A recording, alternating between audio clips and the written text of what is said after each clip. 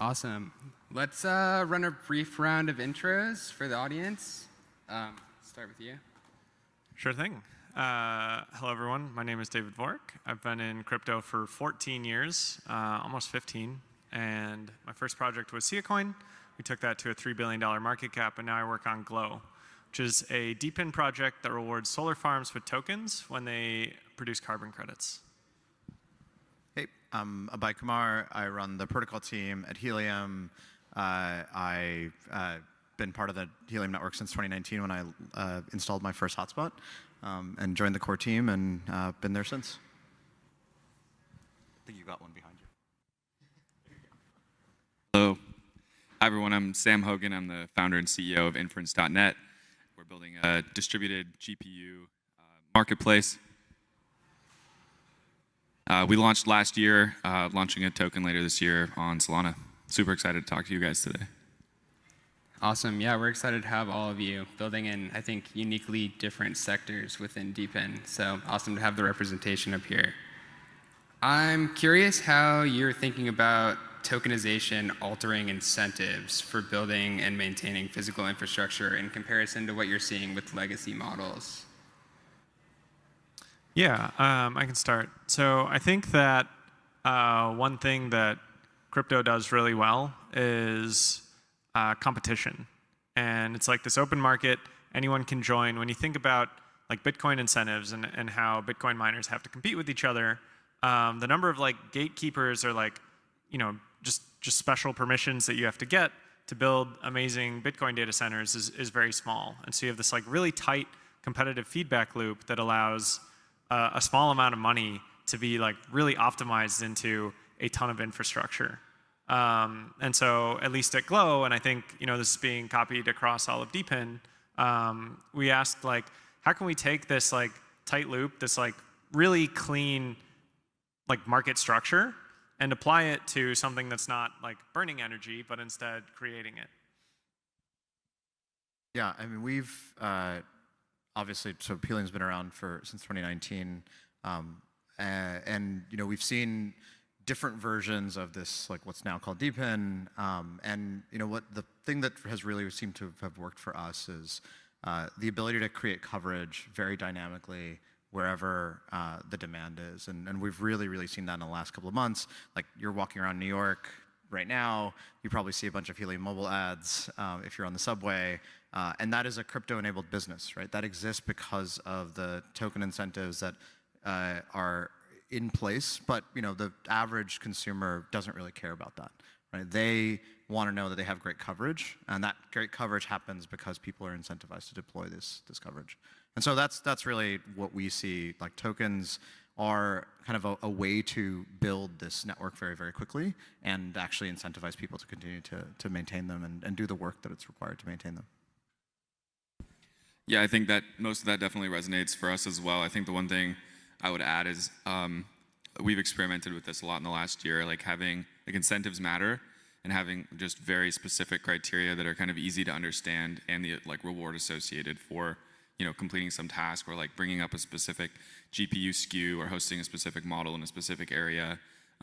If you can build systems that are good at identifying like what those kind of value producing activities are, and then have clear incentives around actually performing those activities, people and like the kind of organizations and people that you need to complete those activities kind of like naturally come and just like do the work and to get the token. So that's been really cool to see, and I think there's a lot of room for experimentation in different DePin projects as to how you can best do this.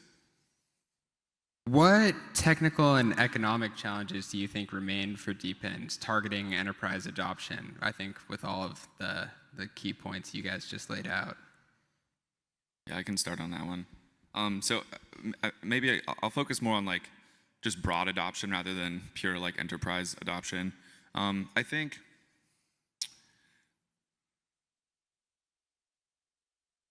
so like DePin kind of fundamentally is this marketplace, and like the DePin part of the market is like you're constructing a supply side of a market out of kind of smaller pieces using consensus technologies, internet technologies in ways that are maybe different from how these markets are traditionally structured. And so depending on like what type of DePin you're building, those supply side participants oftentimes have like hard costs associated with, performing that activity, whether it's, in our case, running GPUs. They're expensive. There's like high CapEx, very high OpEx. You're paying for a lot of electricity. What we've seen in the past is models where like the native token is sort of used as like money, and it puts immense downward pressure on like the token and on the ecosystem, because operators need to get this token and they have no choice but to just like market sell it as soon as it's in their hands. And so I think one of the things that prevents like these sort of flywheels from getting started and growing really big is just tokenomics that don't totally take that into account. And so you kind of end up with this supply side that has to put downward pressure even if they don't necessarily want to. So I think there's work to do around just like core tokenomic design in a lot of cases. Yeah, on the so we obviously, because we have this wireless network that's being used by folks like AT&T, like this is probably the relevant example here. Telefonica's the other one.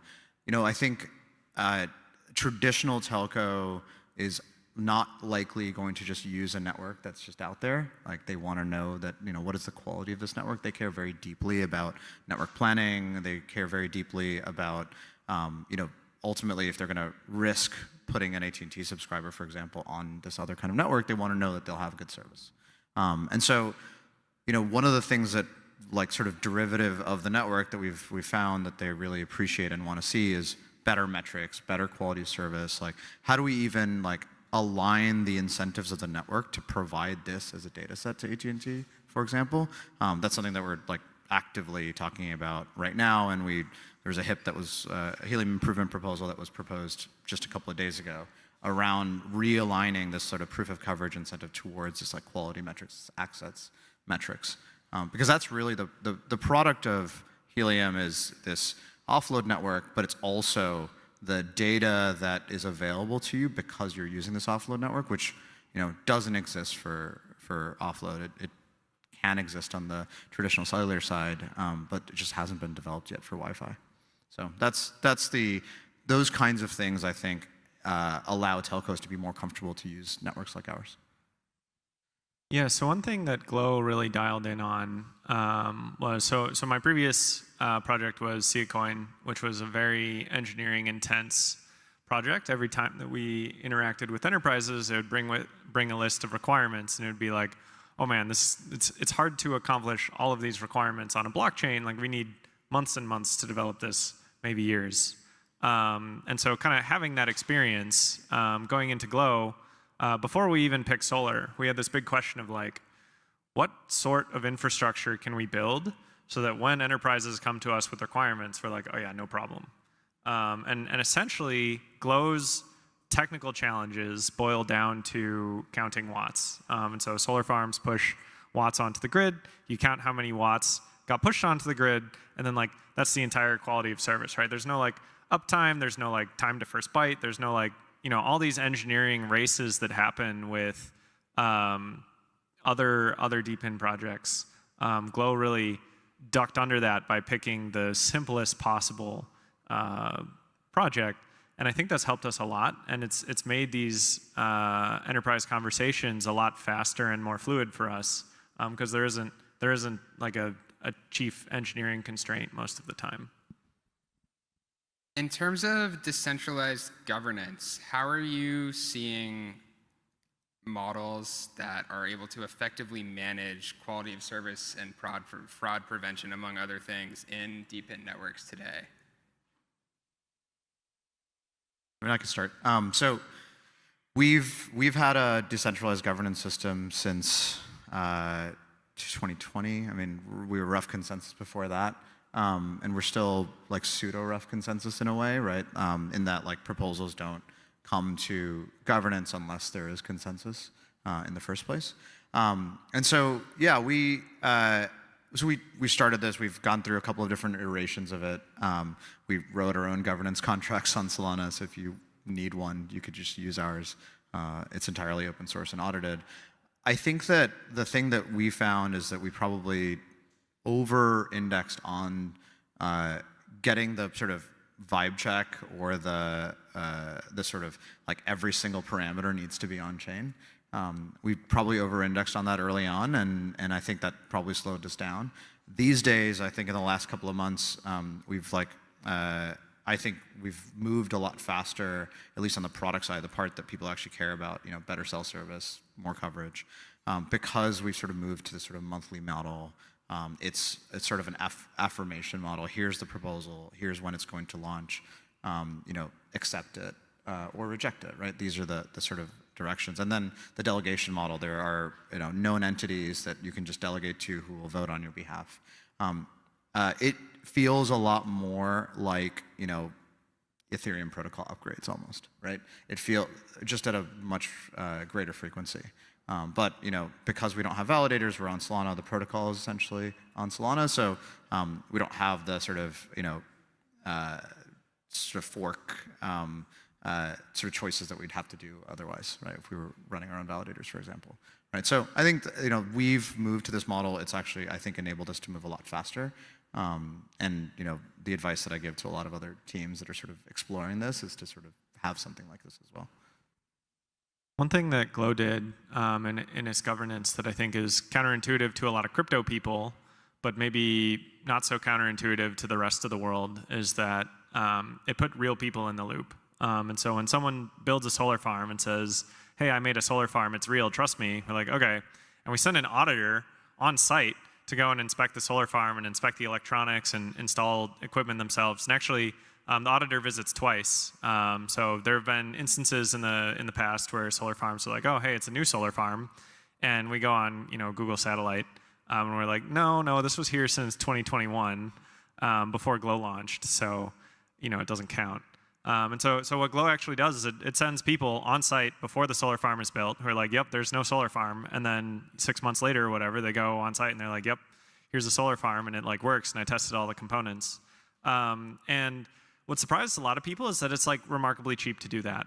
And remarkably cheap means 5% of a small solar farm, of the cost of a small solar farm, and maybe 0.02% of the cost of a large solar farm. And so that scales out perfectly. It's if you have 100,000 solar farms or 10 million solar farms, you're going to need tens of thousands of employees. And I was like, yeah, but tens of millions of solar farms is a lot of money. You can have tens of thousands of employees at tens of millions of solar farms. And so I think that's something that the crypto industry does not lean into the physical world enough and physical auditors enough. And so Glow governance is really orchestrated around how do we find trustworthy people? How do we test their trustworthiness? How do we, if we start to lose faith in their trustworthiness, how do we rotate them out? And then once you have people that you really like kind of running the show, you let them do everything in the physical world, and you sort of respect the data that they bring to the blockchain in a way that's verifiable, but is not necessarily entirely cryptographic. I think the other thing that's underrated in designing these systems is giving yourself the space to iterate. You're probably not going to get governance right on day one. These systems are very complex. You're fooling yourself if you think we're going to write this code, it's never going to change, and it's going to be perfect on the first try. No one's ever done that. And so actually building in the processes to refine the protocol over time and have fast feedback loops where maybe for the first year you don't have to vote on everything, right? And you have kind of this small quorum of people that are making decisions for the betterment of the protocol, and then it kind of changes over time to become more decentralized. But I think that ability to iterate is just really important and often overlooked. Yeah, one thing that that Glow says on that note is that security is a process, not a moment in time. And so when bad things happen, you look at why and how and what do we need to do to prevent this in the future. And it really is security is a living thing. And so you should treat it like something that's always ongoing. I'm curious how each of you are looking at adoption / go-to-market in emerging or less developed markets for DePin's, and maybe any edge that DePin networks have in those areas. Yeah, so I think this is actually where Glow shines the brightest. So essentially what Glow is really good at doing is it's good at deploying energy, and then creating an abundance of energy. And in places like the United States, where we have power 24/7, and it's like not really a thing that you have to think about, like, oh, is the power going to be there today at 3 p.m. for my Zoom call? Like that's not a concern that any of us have. And so Glow is actually not that relevant. Like if I come and I'll like, oh yeah, you will have as much electricity as you need. You're like, well, I have as much electricity as we need. But you go to like India, they average something like, certain states of India average something like 15 hours of power a day. And the 8 hours, 9 hours that they don't have power is during the heat of the day, and people die of heat stroke. And so you show up to a place like that, and you're like, hey, we're going to have power 24/7 as much as you need. That's something that will get like politicians to open their wallets and be like, people will vote for me. How can we get this, this like public good deployed throughout our municipality? And so within the developing world, that's really like Glow's go-to-market. Because that's where energy is for a lot of people like the difference between life and death, and that's something that's very valuable to the people whose lives are being saved. Yeah, I think for us, connectivity, like I would say, we haven't solved the problem even here in the United States. So like thinking about underserved, like even in parts of San Francisco, which is the tech capital of the world, you could argue in some cases. Like there are parts of the city, like the Bayview, that has terrible connectivity, like terrible cellular connectivity. And we really saw a lot of this, especially during COVID, where kids are at home trying to get on Zoom school and they just can't. It's just impossible. They were, stories where like parents would take their kids to like the McDonald's parking lot so they can get on school calls. And so yeah, so connectivity is not a solved problem. Especially broadband connectivity is not a solved problem, at least even in the U.S. So I think that our focus is the U.S. and Mexico right now. We're looking around in other places as well, but we think that there's a problem to solve here already. So that's where we're focusing our time. Yeah, I think we're obviously in a very new market. The sort of AI market more broadly has only existed for a couple of years, and we're kind of bringing DePin to this market on day one, which is cool. So we help data center operators around the world fill the idle capacity that they have, which gives them, kind of better margin. They can reinvest that into their business, which over time should sort of accelerate the timelines of this technology becoming more used, proliferate through the rest of industry, which is one of the things that we look forward to. I'm also curious how each of you are framing your maybe importance or the role of a DePin in partnerships with governments or with industry stakeholders, right? The people that I think really control the majority of the infrastructure and the majority of sectors that DePin touches today.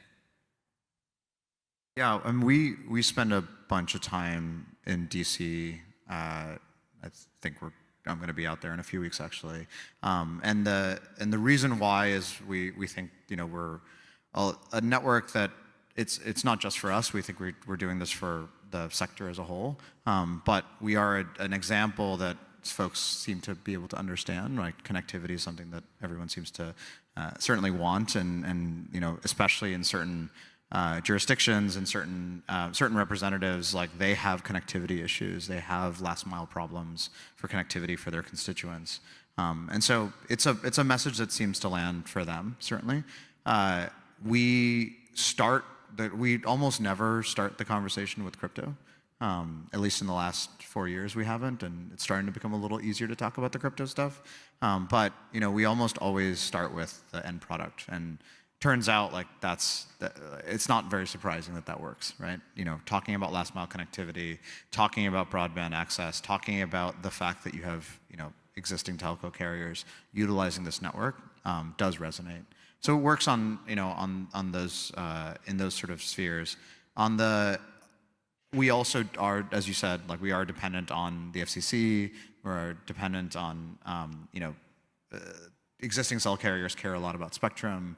Our Helium mobile product does use existing spectrum when there isn't a Helium hotspot around. So we obviously spend time to try to educate that there are new ways of making networks, and that these new ways are complementary to the existing ones that are out there.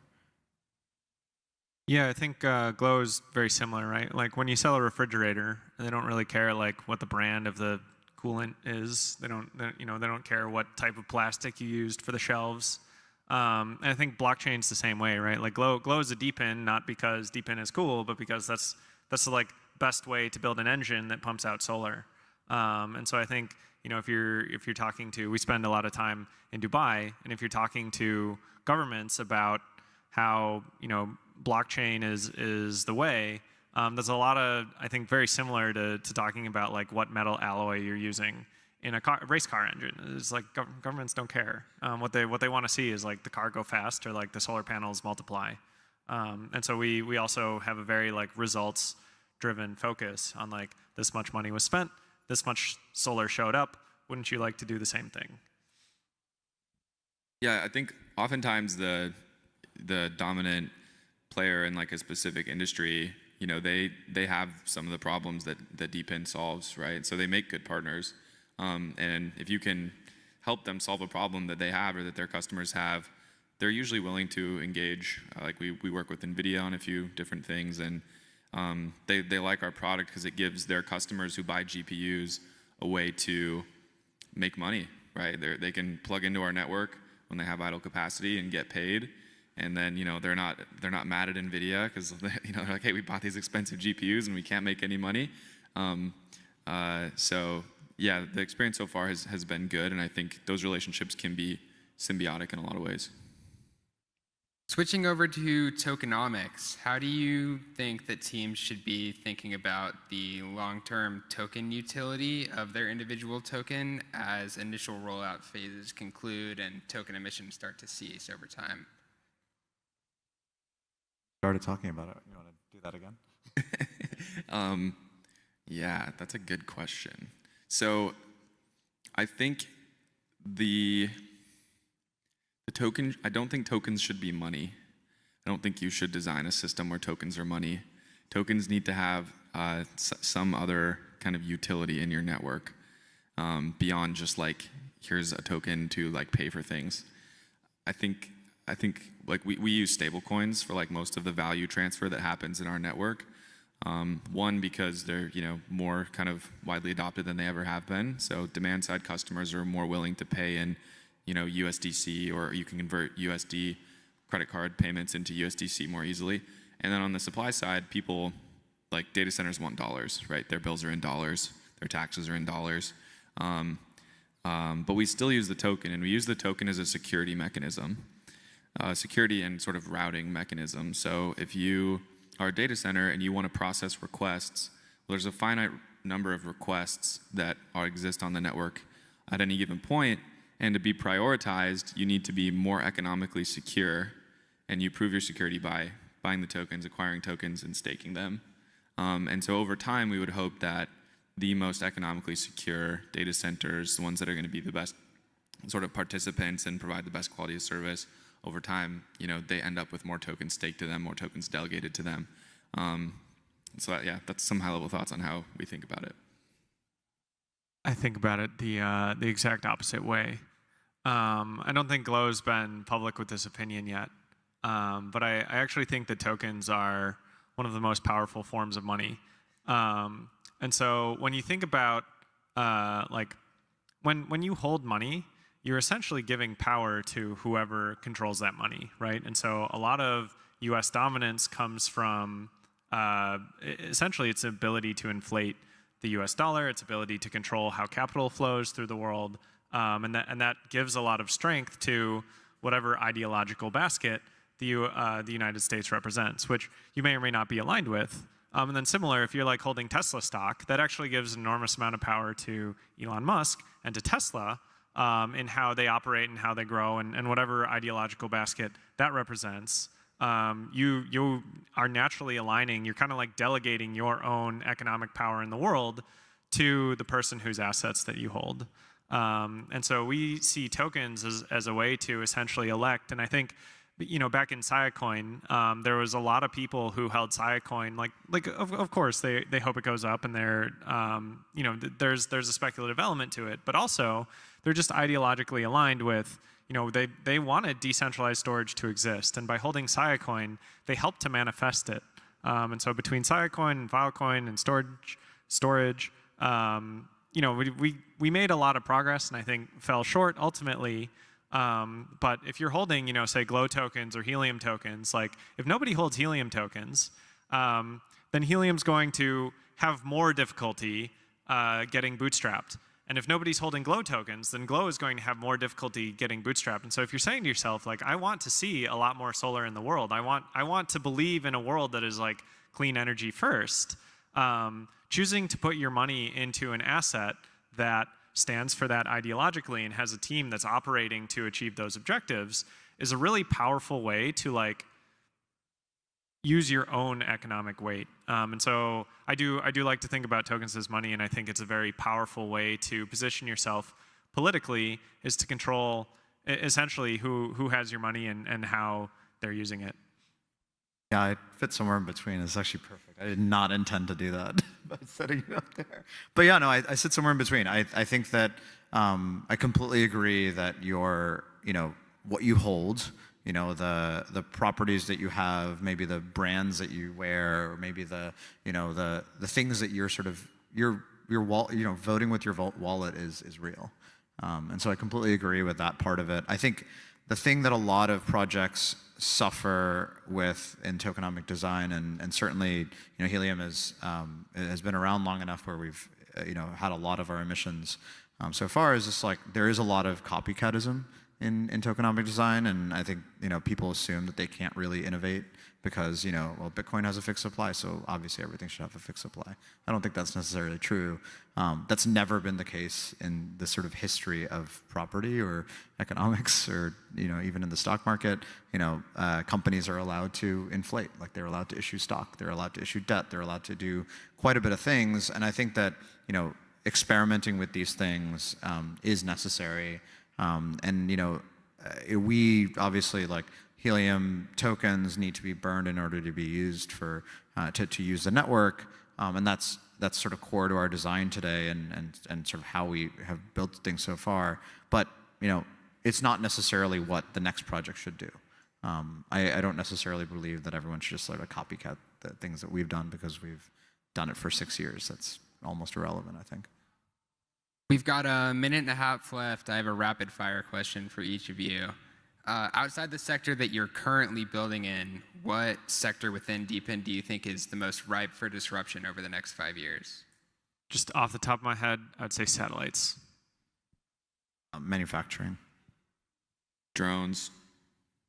Awesome. All great answers. All projects that are all sectors that I think there are some emerging projects in today. So awesome to hear. Let's give it up for Abhay, David, and Sam.